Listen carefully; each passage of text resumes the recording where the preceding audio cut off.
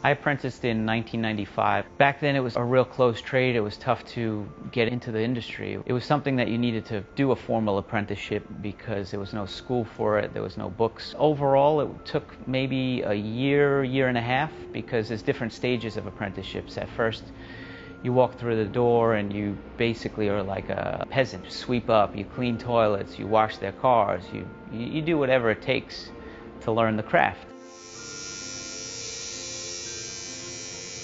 I started tattooing in 1991, and tattooing was legalized in New York City in 1997. I'm really glad that I got to experience that time because it was definitely a whole different scene than what it is now. I remember when I first started tattooing, we had the Tattoo Society meetings. We would go to those and they always felt very illicit and underground. I was kind of brought into it by my father. My father started tattooing when I was about 4 years old, and he tattooed out of the house because it was illegal at the time. So he had a very professional kind of studio that he set up in the house for tattooing. So I was around it most of my life. I consider myself both an artist and a craftsman. You need to be a technician as well as an artist. I would say I feel like I'm more of a craftsman because it's a contract between me and my client. I think one of the things that I learned from my father is the idea that artistry comes from mastery of craft. I got into tattooing when I was in high school. I started getting tattooed. Just whenever I got a chance, I hung out in shops, and if I had a few dollars, I would try to get another tattoo. Tattooing always had something magical I was obsessed with. It was something I couldn't stop thinking about. It was almost like a drug for me. I never really had any formal art training.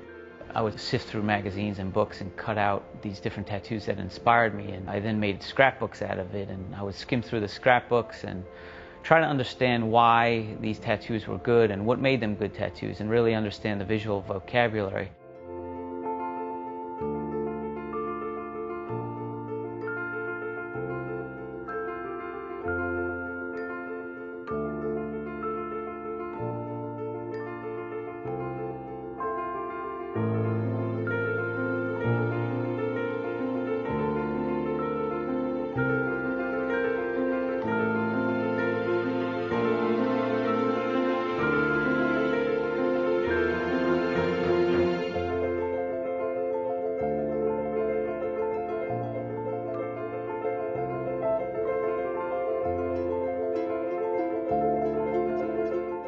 Since modern tattooing was invented right here in New York City, I feel like that you can see that in the work that comes out of here. The iconic imagery and the bold outlines and the bold colors and the black shading. It's still here today, and it definitely influences my artwork to a great extent.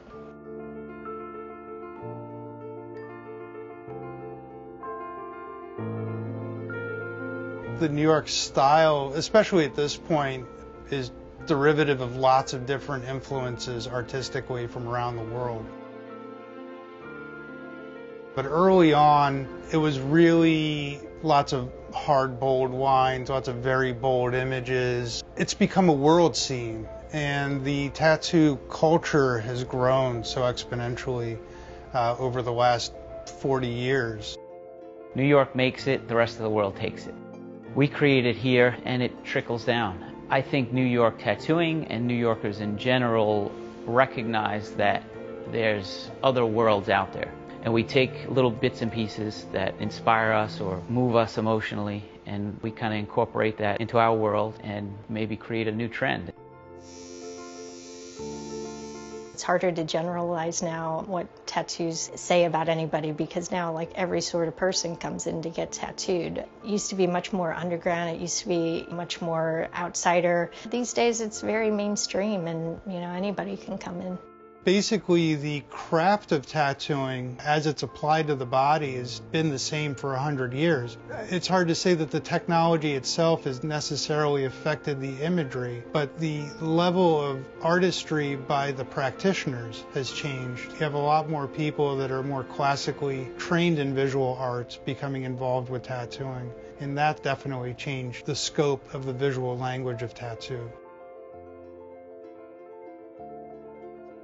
Over time, the ink migrates under the skin. So you have to take that into consideration when you design a tattoo. You can't tattoo lines too close together because eventually they'll bleed together and they'll look like one. You want to design tattoos that stand the test of time, that look good in 10 years as they did the day you did them.